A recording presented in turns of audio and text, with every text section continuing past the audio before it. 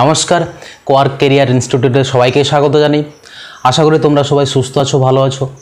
আগের ভিডিওতে আমি আলোচনা করেছিলাম তোমাদের ভৌত রাশির পরিমাপ ও মাত্রা অধ্যায়ে ছায়া প্রকাশনী যে বইটা আছে সেটার এমসিকিউ 1 থেকে 13 দাগের পর্যন্ত আমি আলোচনা করেছিলাম। আজকে বাকি 13 থেকে 30 দাগ পর্যন্ত আমি আলোচনা করব। চলো শুরু করা যাক। আর তোমরা যারা আগের ভিডিওটা দেখোনি তোমরা ডেসক্রিপশন বক্সে চলে যাও, সেখানে আগের ভিডিওটার লিঙ্কটা দিয়ে দেওয়া আছে। দেখো 14 দাগের কোশ্চেন বলেছে একটি সরল দোলকের দোলনকাল টি, পিণ্ডের ভর এম, দৈর্ঘ্য এল এবং অভিকর্ষজ ত্বরণ জি এর সম্পর্কটি T is equal to K M to the power X L to the power Y G to the power Z. T is equal to K M to the power X L to the power Y G to the power Z. তোমাকে এখানে বের করতে বলেছে x Y এবং জেডের value. তাহলে এখানে আমরা কি করব, যে মাত্রা বিশ্লেষণ করব। তাহলে বাম দিকের মাত্রা বিশ্লেষণ করি, যে ডাইমেনশন অফ টি, দোলনকাল মানে কি সময়, তাহলে তার মাত্রা কি টি। রাইট হ্যান্ড সাইডে চলে যায়, যে dimension of K M to the power X L to the power Y G to the power Z. তাহলে এম এর মাত্রা কত, M to the power X L to the power Y, আর জিটা কি অভিকর্ষ ত্বরণ। তাহলে অভিকর্ষ ত্বরণের মাত্রা কি হয়, যে L T to the power minus two to the power Z, এটা হয়ে যাবে। তাহলে M to the power X L to the power Y plus Z T to the power minus two Z. দেখো বাম দিকে বাম পক্ষে দেখো যে শুধুমাত্র টি আছে, তাহলে এম নেই, এমটাকে আমি আনবো। তাহলে M to the power zero L to the power zero T to the power one. আমি বাম দিক ডান দিক এম এর ঘাতগুলোকে মেলাই, তাহলে এক্স ইজ ইকুয়াল টু কী পাবো, জিরো পাবো। এলটাকে মেলালে কী হবে, এলের ঘাত মেলালে কী হবে, যে Y plus Z is equal to zero, এটা গেল। আর টি এর ঘাতকে মেলালে কী হবে, যে minus two Z is equal to one, তাহলে Z is equal to minus 1/2, তাহলে Y is equal to minus Z is equal to 1/2। তাহলে এক্সের ভ্যালু কত পেলাম, জিরো পেলাম। ওয়াইয়ের ভ্যালু কত পেলাম, 1/2 পেলাম। জেডের ভ্যালু কত পেলাম, মাইনাস 1/2। দেখো অপশান ডি মিলে গেছে। এরপর 15টা দেখো, 15 কি বলেছে, কৌণিক ভরবেগের মাত্রা হলো। কৌণিক ভরবেগ তোমরা জানো যে এম ভি আর, তাহলে এম ভি এর জন্য L T to the power minus one, আর একটা আর আসবে তার জন্য দেখো M L square T inverse. তাহলে অপশান কোনটা দেখো, অপশান সি। দেখো অপশান সি, তাহলে 15টা অপশান সি। এরপর 16 দাগের কোশ্চেন দেখো, বলেছে Y is equal to A sine omega T minus K X. সমীকরণটিতে ওমেগার মাত্রা কত। তাহলে Y is equal to A sine omega T minus K X. এখানে তোমাকে ওমেগার মাত্রা বের করতে বলেছে। তাহলে সবসময় যেটা বলে, এখানে যদি সাইন ফাংশন থাকে কিংবা কস ফাংশন থাকে কিংবা ধরো ট্যান ফাংশন কট ফাংশন যাই থাকুক, তারপরের যে রাশিটা সেটা কী হবে, মাত্রাহীন হবে। হ্যাঁ, আর যেহেতু এটা বিয়োগ আছে তাহলে ওমেগা টি এর মাত্রা যা হবে কে এক্স এর মাত্রাও তাই হবে। আমাকে যেহেতু ওমেগার মাত্রা বের করতে বলেছে, আর ওমেগা ইন্টু টি এটা কী হবে, মাত্রাহীন হবে। তাহলে dimension of omega into T is equal to কত, 1। তাহলে dimension of omega is equal to কত হবে, টিটা ওইদিকে চলে যাবে, তাহলে 1/t, তার মানে কত, টি ইনভার্স। দেখো অপশান কোনটা মিলেছে, দেখো যে সি এরটা মিলেছে, অপশান সি মিলেছে। এরপর 17 দাগের কোশ্চেন দেখো কি বলেছে। 17 দাগের কোশ্চেন বলেছে যে কোয়ান্টাম তত্ত্ব অনুযায়ী একটি ফোটন কণিকার শক্তি কত, ই বলেছে। এর কম্পাঙ্ক বলেছে নিউ, এর মধ্যে সম্পর্ক E is equal to H nu. যেখানে এইচ বলেছে প্লাঙ্কের ধ্রুবক, তাহলে এইচ এর মাত্রা কত। তাহলে ই ইজ ইকুয়াল টু কি বলেছে, এইচ নিউ বলেছে। তাহলে dimension of E is equal to কত হবে, dimension of H into nu. তাহলে তোমরা ই মানে কি শক্তি, মাত্রা কি হয় M L square T to the power minus two. আর এইদিকে ডাইমেনশন অফ এইচ বের করতে বলেছে, আর নিউ এর মাত্রা কি হয় 1/t। তাহলে টিটা এইদিকে গুণ হয়ে যাবে, তাহলে M L square T inverse. এটাই কি হচ্ছে ডাইমেনশন অফ এইচ। তাহলে এইচ এর মাত্রা কি M L square T inverse. তাহলে দেখো কোনটার সঙ্গে মিলছে, দেখো অপশান বি। তাহলে 17 অপশান বি। এরপর 18 দেখো, 18 কি বলেছে, একটি স্ক্রু গেজ চক্রাকার স্কেলের মোট ঘর সংখ্যা 50 এবং স্ক্রু পিচ 0.5 মিলিমিটার। তাহলে আমি লৌহিষ্ঠ ধ্রুবক বের করে নিই। সি ইজ ইকুয়াল টু আমরা কি জানি, স্ক্রু পিচ বাই মোট ঘর সংখ্যা। তাহলে স্ক্রু পিচ কত বলেছে 0.5 মিলিমিটার, আর মোট ঘর সংখ্যা কত বলেছে 50। তাহলে এত মিলিমিটার, এটাকে তোমরা একটু ক্যালকুলেট করে নাও। তাহলে কি হবে, নিচে একটা 10 চলে আসবে, তাহলে 1 এর 100, তার মানে 0.01 মিলিমিটার। এটা হচ্ছে লঘিষ্ঠ ধ্রুবক সি এর ভ্যালু। তোমাকে বের করতে বলেছে এই স্ক্রু গেজের সাহায্যে একটি গোলকের ব্যাস নির্ণয় করো যেখানে রৈখিক স্কেলের পার্ট 2। তাহলে ডি ইজ ইকুয়াল টু আমরা কি জানি, এ প্লাস বি ইন্টু সি। এ কত বলেছে 2 বলেছে। দেখো এখানে বি এর মানটা দেওয়া নেই, এখানে ভুল করে বি এর মান মানে যেটা হচ্ছে চক্রাকার স্কেলের মানটা সেটা দেওয়া নেই। উত্তরটার সঙ্গে মেলালে এটা 25 হবে, এটা ভুল আছে। ভুল বলতে কি বি এর মানটা দেয়নি, ওটা 25 হতো, তখন কে গিয়ে অপশান কি হবে, যে অপশান ডি হয়ে যাবে। হ্যাঁ, অপশান ডি হয়ে যাবে। এরপর 19 দাগের কোশ্চেন দেখো কি বলেছে, একটি ভার্নিয়ার ক্যালিপারে মূল স্কেলের একটি ক্ষুদ্রতম ঘরের পরিমাপ 1 মিলিমিটার, মানে এম এর ভ্যালু কত বলেছে 1 মিলিমিটার বলেছে। এই ক্ষেত্রে ভার্নিয়ার স্কেলের 20 ঘর মূল স্কেলের 16 ঘরের সঙ্গে সমান। এই ভার্নিয়ার ক্যালিপারটির স্থিরাঙ্কের মান কত, মানে কি ভার্নিয়ার স্থিরাঙ্কের মান ক্যালকুলেট করতে বলেছে। তাহলে আমরা সি ইজ ইকুয়াল টু কি জানি, যে Y minus X divided by Y into M. এখানে ওয়াইটা কি, যে ভার্নিয়ারের কত ঘরের সঙ্গে মূল স্কেলের কত ঘর মিলে গেছে। আমরা সাধারণত ধরি যে ভার্নিয়ারের ওয়াই ঘর যদি মূল স্কেলের এক্স ঘরের সঙ্গে মিলে যায়, আর মূল স্কেলের একটা ক্ষুদ্রতম ঘরের দৈর্ঘ্য যদি এম একক হয়, তাহলে ওয়াই ইজ ইকুয়াল টু কী হয়, Y minus C is equal to কী হয়, Y minus X divided by Y into M. এখানে আমরা সি এর ভ্যালু ক্যালকুলেট করব। দেখো ওয়াইয়ের ভ্যালু কত বলেছে 20 বলেছে, এক্স কত বলেছে 16 বলেছে, আর এম কত বলেছে, এম বলেছে 1 মিলিমিটার। 1 মিলিমিটার, তাহলে দেখো যে 1 এর 5 মিলিমিটার, তার মানে 0.2 মিলিমিটার। তাহলে অপশান কোনটা হবে, অপশান ডি হবে। এরপর 20টা দেখো, 20টা কি বলেছে, কোনো স্লাইড ক্যালিপারের ভার্নিয়ারে এত সংখ্যক ঘর মূল স্কেলের এম সংখ্যক ঘরের ক্ষুদ্রতম মানের সঙ্গে সমান। যদি মূল স্কেলের ক্ষুদ্রতম ঘরের দৈর্ঘ্য ডি হয়, তাহলে ভার্নিয়ার স্থিরাঙ্ক কত হবে। তাহলে একই ইকুয়েশন। তাহলে সি ইজ ইকুয়াল টু ওয়াইয়ের ভ্যালু এখানে কত বলেছে দেখো, এম প্লাস 1। তাহলে এম প্লাস 1 ওয়াইয়ের ভ্যালু, এক্সের ভ্যালু কত বলেছে, এম বলেছে। তাহলে M plus 1 minus M divided by M plus 1। আর এখানে এম এর যে ভ্যালুটা এখানে কত বলেছে, ডি বলেছে। তাহলে এখানে ভ্যালু কত হবে, যে 1 by M plus 1 into D. তাহলে এখানে অপশান কোনটা হচ্ছে, দেখো অপশান এ হচ্ছে।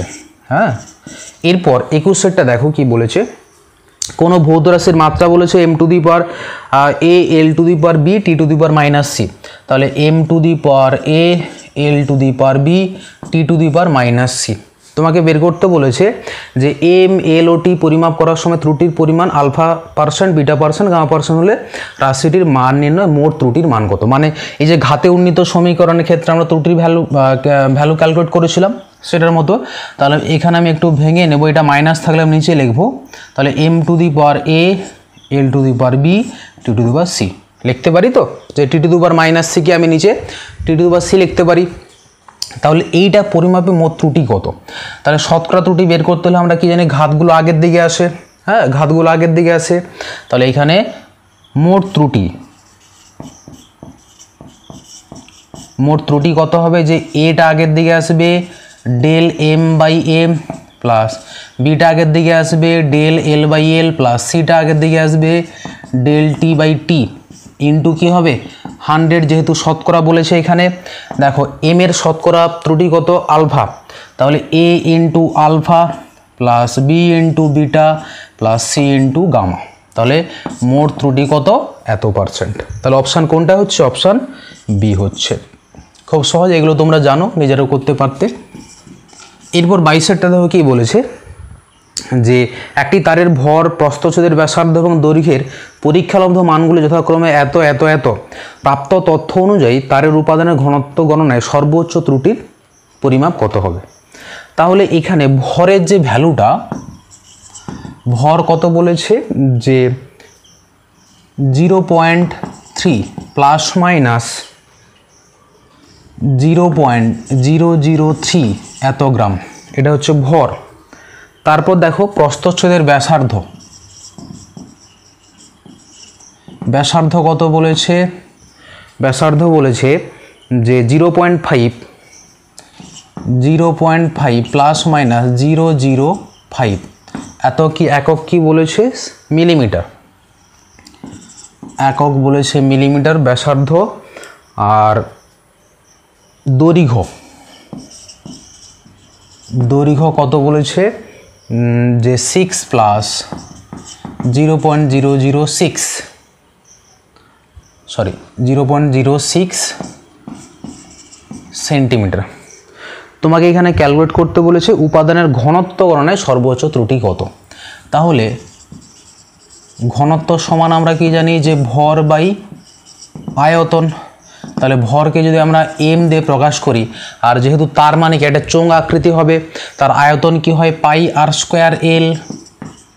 তাহলে ঘনত্ব পরিমাপের সর্বোচ্চ ত্রুটি মানে শতকরা ত্রুটি আর কি, সর্বোচ্চ ত্রুটি কত হবে যে এম এর ঘাত কত 1, তাহলে del M by M plus দেখো 2 এর ঘাত কত আর এর ঘাত 2, 2টা আগের দিকে আসবে, del R by R plus del L by L into কী হবে 100।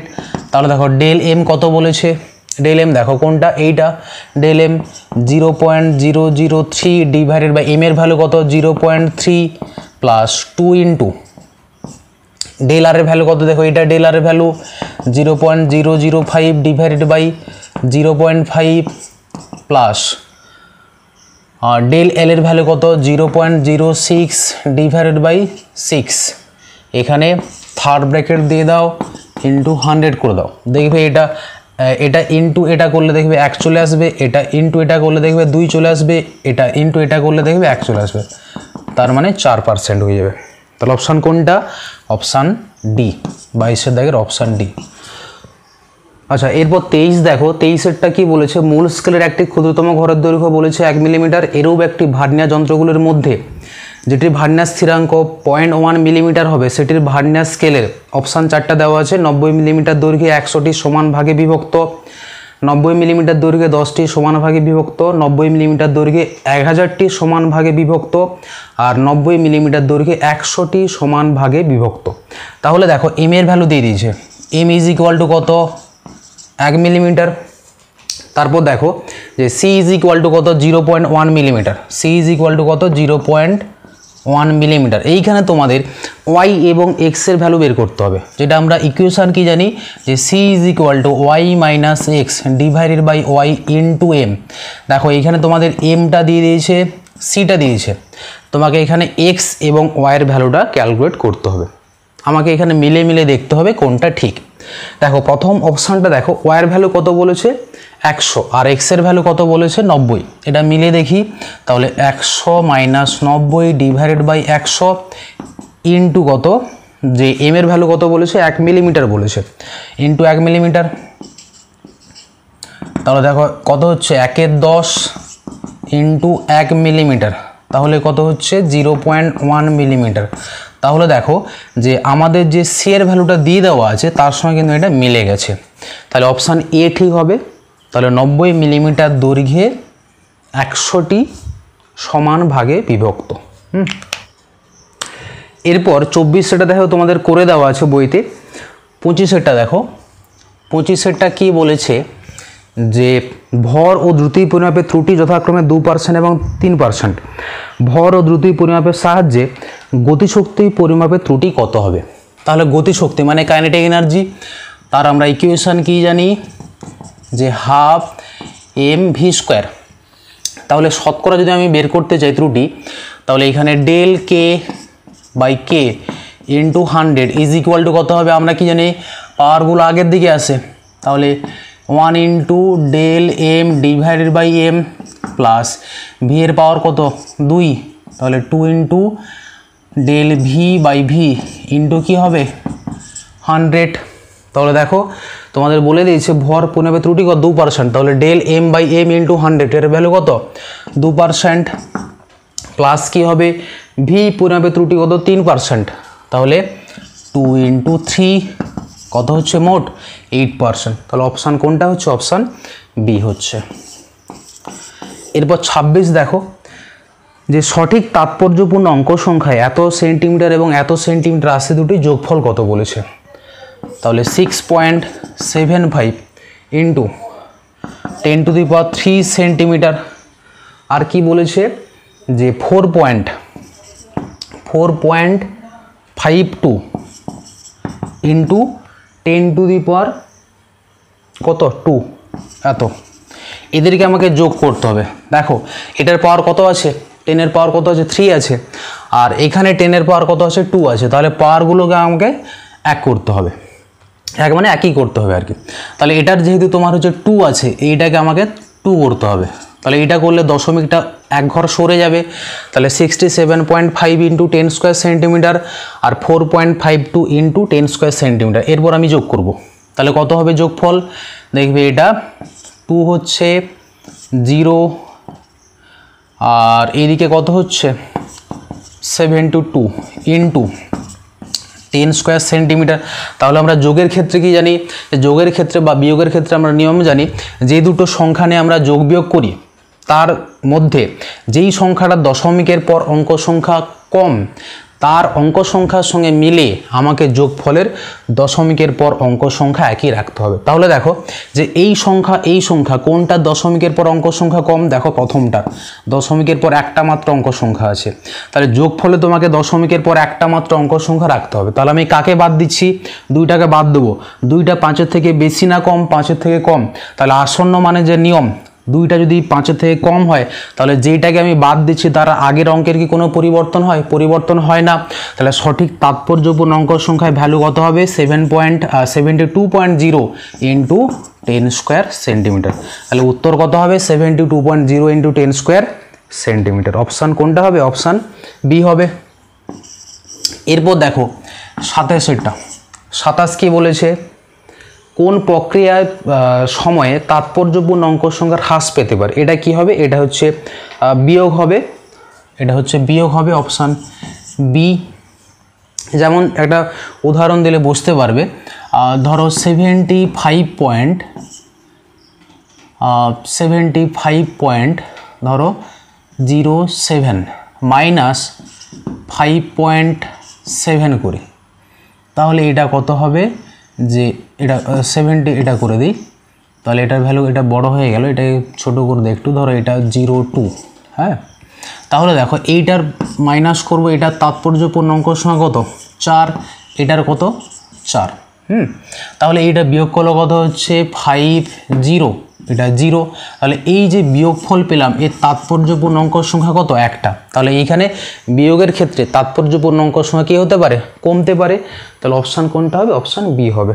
এরপর 28 দেখো 28 কি বলেছে, যে একটি আয়তক্ষেত্রের দৈর্ঘ্য 4.234 মিটার, প্রস্থ বলেছে 1 পয়েন্ট, তাহলে এ কত বলেছে দৈর্ঘ্য 4.234 মিটার, বি কত বলেছে, বি বলেছে 1.05 মিটার, বি বলেছে 1.05 মিটার, তাহলে মিটার স্কোয়ার এককে আয়তক্ষেত্রটি ক্ষেত্রফল কত, তাহলে ক্ষেত্রফল আমরা কি জানি দৈর্ঘ্য ইন্টু প্রস্থ, তাহলে এই দুটো গুণ করতে হবে, তাহলে 4.234 ইন্টু 1.05 এটা গুণ করে দাও, তাহলে 5×4 20, হাতে রইল 2, 5×3 15, একে 17, হাতে রইল 1, 5×2 10, 11, 5×4 20, 21, 0.0004324 যোগ করে দাও 0.7544, এটা